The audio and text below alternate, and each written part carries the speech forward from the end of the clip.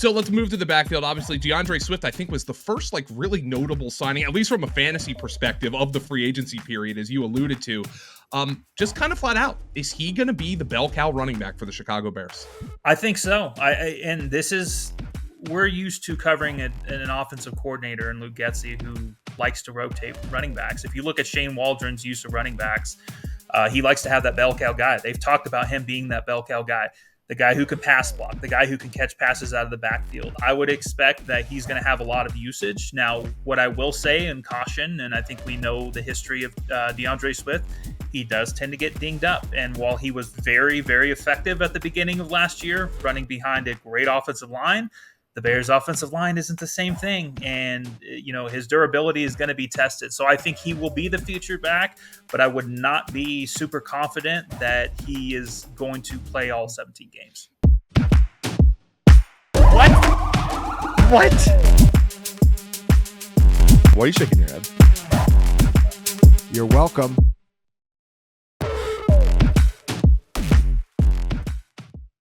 Training camp battles will decide the odd man out in the Bears' backfield. Will Khalil Herbert make the roster following the signing of DeAndre Swift? And, oh, by the way, my take that I've had brewing all offseason that sounds super hot, but it really kind of isn't. I think Caleb Williams will break the Bears' franchise passing record as a rookie. Well, that's mostly because the Bears have never had a 4,000-yard passer, but also because they have heavily invested in the wide receiver position. How will the targets be divvied up among DJ Moore, Keenan Allen, and Odunze? And what does the rookie have to do in training camp to not be the odd man out? Aaron Lemming of Windy City Gridiron chopped it up with me for 25 awesome minutes to give insight on one of the NFL's most changed offenses. My name is Joe Dolan. Like this video, leave a comment, and subscribe to the Fantasy Points YouTube channel for 32 fantasy breakdowns of 32 NFL teams. This is the fantasy franchise focus for the Chicago Bears. Aaron, I don't think there's any team in the NFL who maybe underwent more reshuffling than the Chicago Bears this offseason. And obviously, that's going to happen when a team drafts a new quarterback, but that quarterback now has a guy in DJ Moore who caught 90-plus passes last year, Keenan Allen, who's a borderline Hall of Famer. Oh, and by the way, another top 10 receiver on this team. How are Bears fans, reacting to this? What's the shock level here? It's kind of amazing. Just to preface this, on the radio the other day, we did the greatest fantasy players in Chicago Bears history. It's pretty bleak out there, man.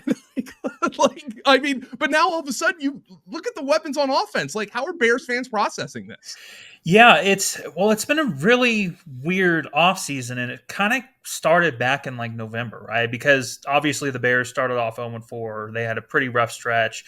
I think it was very clear from the beginning that they weren't going to be a playoff team. So I think a lot of people started shifting their focus, especially when Carolina had such a bad start. They're like, whoa, they might get the number one overall pick again this year. And there was a lot of battle between, the Justin Fields fans and the fans who said, okay, this isn't working out. They need to draft a quarterback potentially at number one overall. Ignore the cat in the background.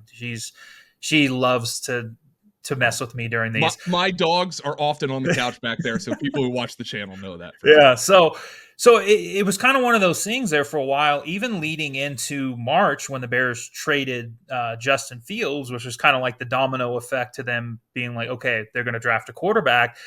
I think there was a lot of kind of division and not really knowing what was going on. And they had a kind of a weird start to free agency because, they went out and they signed DeAndre Swift 32 minutes into the legal negotiation period. And you start seeing some of these moves kind of happen. And you're like, all right, what's going on here? And you're kind of looking at some of the receivers signing. You're like, okay, I know they got the number 9 overall pick, but they need multiple receivers. And then all of a sudden the Keenan Allen trade happened. I think it's kind of a long way of answering this, but I think for the most part, a lot of Bears fans are trying to process all this, right? Because they have legit weapons on offense. They have the number 1 overall pick at quarterback, which, depending on how you feel, you either felt he was generational or highly overrated. Either way is very polarizing. So Yeah, I don't think a lot of Bears fans really know how to act at this point. But I can tell you that for the first time in quite a while, considering the rebuild and even some of the stuff that led up to the rebuild, this is probably the most excited this fan base has been in quite some time. So let's talk about obviously the quarterback, Caleb Williams. What have you observed from him? What are the reports out of mini camps thus far? We're still a couple weeks out of training camp, of course. Although the Bears report early because they played in the Hall of Fame game. What are you kind of seeing from Caleb Williams, and how do you think he contrasts to Justin Fields in terms of the differences that they'll have? Yeah, I think it's been primarily positive, right? I mean, it's a rookie quarterback. They're going to have their ups, they're going to have their downs. The Bears' media policy is one of the more restricted in the league. So during like OTAs and minicamp and all that stuff, it was kind of tough because they would do these stretch of 3 days and the media would only be allowed at one. So, I mean, through a 3 day period of practice, you could have 2 good days, 2 really good days, and 1 bad day. And depending on when the media shows up, if they're on the bad day, then that's what they're going to report on because that's what they're seeing. And that was unfortunately the first time that they had the OTAs with everybody there, including the veterans and all that stuff. It wasn't great. And then, the next 2 were much better. I think it's one of those things, and I think Bears fans have learned this along the way. It's a process, right? I mean, this is a brand new offense. They brought in Shane Waldron from Seattle as their offensive coordinator. They got a lot of new coaches. They got a lot of new pieces on offense, especially at the skill positions. So it's just going to take some time. But like I said, it's been, I wouldn't say overwhelmingly positive, but it has been positive. There have been flashes. I mean, it's Caleb Williams, so it's going to take some time to kind of, piece things together. He's going to have those flash plays. He's also going to have those plays where you're like, what in the heck is going on? As far as the consistency or the differences between him and Fields, I think really the big thing is consistency, right? I think throughout the 3 years that Justin Fields was in Chicago, it was always kind of the same story. And it was the same way with Trubisky, where you're looking at it from a day-to-day standpoint, training camp, mini camp, whatever it may be in these practices. And there was never a level of consistency. There was never a level of he was consistently getting better. He was, consistently staying on the same track. It would be like he'd have one really good day and then he'd have 2 or 3 really bad days, or whatever the case may be. With Caleb Williams, it seems to be he started off a little rough, and each time things were getting better and better. So again, it's also a little hard to evaluate when you're looking in practice right now, because you have a defense that finished off that last 8-9 games of the season were one of the better defenses in the league. And you got an offense who has a, brand new offensive coaching staff, some new pieces on the offensive line, plenty of new receivers, a new tight end, new running back. So it's just kind of one of those, like, for Bears fans, it's just taking a little bit to kind of evaluate what's going on and really to be able to establish realistic expectations. So obviously Shane Waldron is the new offensive coordinator, but he comes in under Matt Eberflus. And we've kind of seen this in recent years. Like, obviously, if the teams, this is a little different for the Bears because they weren't bad enough to have the number 1 pick this year, but they still had a top 10 pick. And then the number 1 overall pick at quarterback comes in under what could be a lame duck coach. Like, if the Bears don't have a good season this year, I think it's fair to say Matt Eberflus is gone. And I don't know if you've heard Jackson Smith and Jigba's comments this offseason about Shane Waldron. I mean, he was a rookie in the NFL, but he's out there flapping his gums about how they asked him about his play calling, and I think he said he was a nice guy. What do you think this scheme's going to look like? Are there valid concerns about Shane Waldron's ability to implement that scheme? Well, yeah, so that was interesting because he was actually asked about that. I want to say it was the Super Bowl. Yeah, it was the Super Bowl with CHGO, and they had him on, and they were asking. Yeah, it was that interview was really weird. Here's what I will say. I think that inherently, most Bears fans are going to be skeptical, right? Because if you look at some of their past offensive coordinator hires, I mean, Lou Getsy was well regarded too. I mean, Aaron Rodgers called him one of the, the best offensive minded coaches that he'd been around. He loved the guy. Obviously he never called plays, but there was a lot of optimism there, and we saw how that went. So I think there's always going to be some guarded skepticism when it comes to any of the offensive minds that the Bears bring in, just because if you look at their history over the last 100+ years, there's not a lot of good offensive numbers to kind of go on. Here's what I will say. I think The coaching staff that he brought in with him, I think there's definitely some promise. I mean, he's got a guy in Thomas Brown who was the offensive coordinator with the Carolina Panthers last year with Bryce Young. Obviously, we know how all that went. There's a lot of lessons learned to be had there. I mean, he's not going to be in one of those primary roles.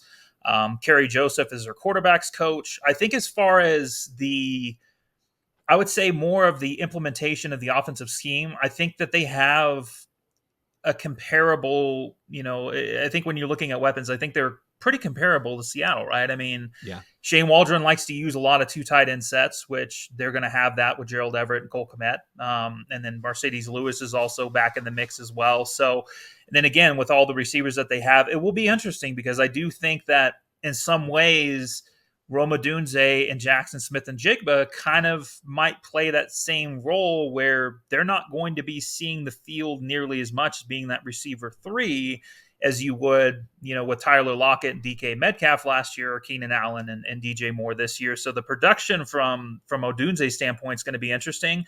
But I do think in terms of what they have, what they're going to be able to implement, I think it should work out well. The only thing I would note that might be a little bit different is the Bears did retain Chris Morgan, who is their offensive line coach, and he's also their run game coordinator. So they're going to stick with that wide zone, that zone blocking scheme. And it's going to be interesting to see how that works in tandem with what Waldron's going to want to do. So I think you hit on a really key question that fantasy players have. How do we break down the targets here with these wide receivers? DJ Moore was a top 10 receiver for fantasy last year. His average draft position right now is wide receiver 21 because people are seeing the target competition with Keenan Allen, who's been a target hog his entire career, and Roma Odunze coming in, and they're projecting DJ Moore to go backwards a little bit from the numbers he had with what the Bears certainly hope was a worse quarterback last year. Do you think that's fair to say that he's pulling back, that they should pull back on DJ Moore's numbers as far as the fantasy community is?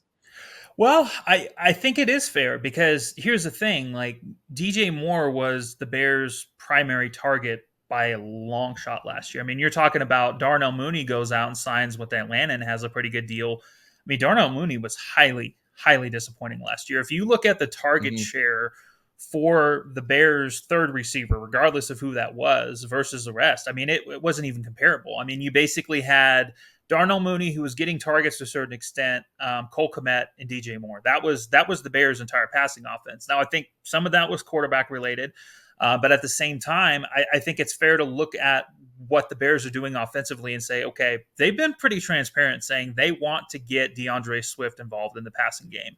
They want to run 2 tight end sets, which means Gerald Everett's going to be in there a pretty decent amount with Cole Kmet, which means there's going to be a lot of situations where you're going to have, either 2 receivers or maybe not quite the traditional, 3 receiver set. So I think when you're looking at it from that standpoint, there's going to be a lot more mouths to feed. And especially with Keenan Allen coming into the mix, now you've got 2 proven receivers and you've got the number 9 overall pick with Roma Odunze, who kind of does it all. More than anything, I'm going to be interested because if you look at in terms of like man versus zone coverage numbers, one of those guys is really good at beating zone and the other guy is really good at beating man when you're talking about DJ Moore and Keenan Allen. So I think that there are going to be different things that they want to do with him. I think that DJ Moore is probably going to be more of that deep threat just because that's what he was last year for them. But I think Keenan Allen's going to be that guy that's able to basically play in the slot, get open over the middle. If I had to put, and again, obviously health has to do with some of this. But if I had to put money on something right now to say who's going to have the bigger year in terms of fantasy, I would actually go with Keenan Allen. And that's not because I think that DJ Moore is going to magically be bad or anything like that. But I do think that especially for a rookie quarterback, a guy who can get open and a guy who is better at beating zone coverage is going to be a much bigger value to a rookie quarterback. Well, my guy Scott Barrett's going to love hearing that because he's all over Keenan Allen this year. I want to ask just like kind of a straight up numbers question, and we won't hold this against you. Believe me, I'm in the numbers prognosticating business, and we get things wrong all the time. It happens. We're slightly more accurate than weathermen.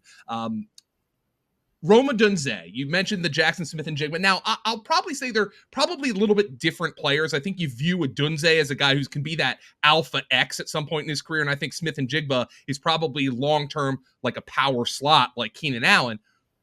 But Jackson Smith and Jigba caught 63 passes last year. quite frankly, more than I thought he did, based on just the anecdotal evidence stored in my brain. More or less for Rome Odunze. I'm gonna say, honestly, I'm gonna say a little less. I think long term, I think Odunze is gonna be a stud. I Oh, for really sure. do like Odunze's overall skill set. But I think again, when you're looking at, like, if you're just comparing that last year to Seattle, right? You're looking at a situation where Tyler Lockett was hurt a little bit of the year last year, right? So at least, well, see, now I say that, and maybe I was wrong. One of the two receivers was hurt a little bit. I know that much, and I know that Smith and Jigma's numbers went up quite a bit in the second half of the season than they did the first half. Metcalf was the one who was dinged up, by the way. Okay, Metcalf, that's what it was. Well, you thought Tyler Lockett. Tyler Lockett's always dinged up. He just tends to play through it. Metcalf actually missed a game and had some games affected by injury. So yeah. Okay, yeah. So you were right. Yeah. Yeah, it's one of those situations where I think, and again, obviously Keenan Allen hasn't played a full season in 4 seasons, so you could see some of that. But I think ultimately the goal in the beginning is going to be more of like, they're going to trust Rome Odunze to be able to develop. Like, he is through and through a Chicago Bear. I can tell you that. Like, he is the personality fit is absolutely astonishing. How much, like, even watching his, like, some of his pre-draft interview stuff like that, like, he is everything that the Bears target in a human being and a player. So I think long term he's going to be great, but I do think that the focus is going to be much more on trying to get Caleb Williams comfortable and involved in the offense early. And again, what better ways to do that than to have two guys that one beats man really well, another guy that beats zone really well, and then you're going to have a guy in Cole Kmet who's always been a good safety net. And again, Gerald Everett with what they're going to want to do with the 12 personnel. So I think that the numbers are going to be a little bit disappointing. Obviously, injuries can change that. But if I had to look at it right now, and I've done this before, in terms of looking and comparing those two numbers, I do think it's going to be less. And then I think I know exactly what your answer is to this, but to put a wrap on it, Cole Kmet, who you mentioned, 50 catches, 7 touchdowns in 2022, 73 catches, 6 touchdowns in 2023, similar yards per reception. He's never gotten to 11 yards per reception in his career. I'm going to take a guess, Aaron, and say you're going to say those numbers for this year are probably going to be more similar to 2022. So it's funny. I actually think that he's going to be, I think he's going to have a career year this year. I think that he's exactly the type of tight end and the type of weapon that I think is going to work really well with Caleb Williams, because Caleb Williams is going to be able to consistently read the field a little bit more. But I think more than anything, one of the big things with Williams is that instead of creating time in the pocket and having that high time to throw and taking off, he's going to have the exact opposite effect. The difference with him and Justin Fields is he's going to bounce around in the pocket. He's going to do all the crazy things. And I think that Cole Kmet is going to be the recipient of a lot of those passes that he's able to get off if he doesn't get sacked. So I think he's going to be a big safety net.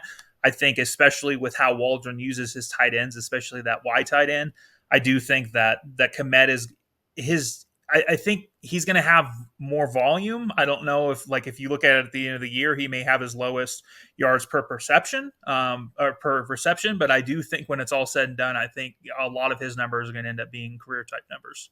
So let's move to the backfield. Obviously, DeAndre Swift, I think, was the first really notable signing, at least from a fantasy perspective, of the free agency period, as you alluded to. Just kind of flat out, is he going to be the bell cow running back for the Chicago Bears?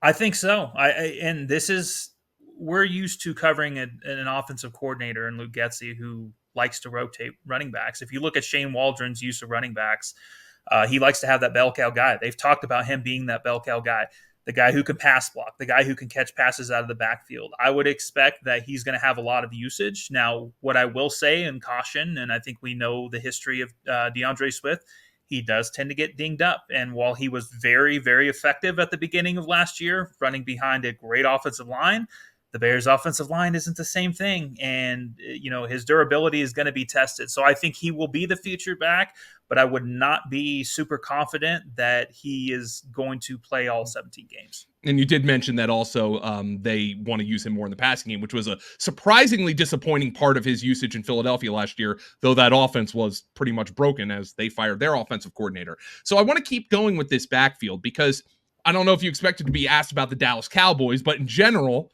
I think fans have kind of noticed when they look at the Cowboys running back situation, it's not great. And I think a lot of folks have kind of gravitated to teams that might have a little bit of extra weight at the position. I see that with the Bears, with Khalil Herbert. Is Khalil Herbert going to be on this roster in week 1?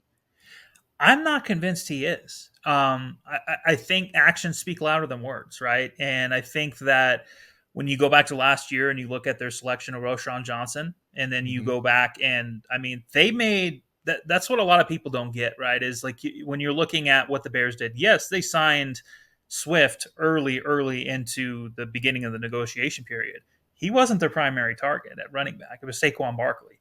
Saquon Barkley was their top target, and once they realized that they were not going to get him and that he was going to Philly, they basically pivoted and went that direction. So what that tells me is Shane Waldron came in and identified, hey, I want a bell cow running back. I want a guy that I can rely on. Khalil Herbert's not that guy. And unfortunately, Herbert's a great runner. The problem with Herbert is he didn't really do anything else very well. He's not good as a pass blocker. He's very inconsistent in terms of catching the ball.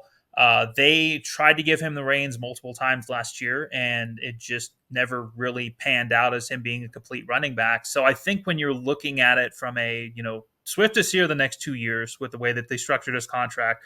Roschon Johnson was a 4th-round pick last year. They also have Travis Homer on the roster, who also has experience with Shane Waldron as well. It honestly would not surprise me whatsoever if they end up shipping off Herbert, because, I mean, Herbert is going into, that key year where it's like he's basically, on that rookie deal where you're going to have to make a decision one way or another. And sometimes it could make more sense to sell higher. And I think that could be a situation. But again, running backs are tough because let's just say Roschon Johnson goes down, then all of a sudden you're like, okay, we need Herbert as that number 2. But if all those guys stay healthy, I do think that Herbert's going to end up being the odd man out. And I think that there is a realistic scenario where they do end up trading him for, a random day 3 pick. Yeah, it's hard to find anybody else who's really going to have any opportunity to be fantasy relevant on this roster. But what did you see the little we got to see of Tyler Scott last year? Yeah, Tyler Scott was a little disappointing to me. I was really, really high on Scott. I actually had a late 2nd-round pick on him, and I was shocked that he lasted until the 4th round. I think the big thing with him is, and this is kind of something that showed up, it didn't show up at Cincinnati, but showed up a lot last year, was catch radius. And there's just a lot of minor details within his game that did not translate very well. So it'll be very interesting to see, because again, if you're looking at this depth chart, we talk about 1 through 3. Great.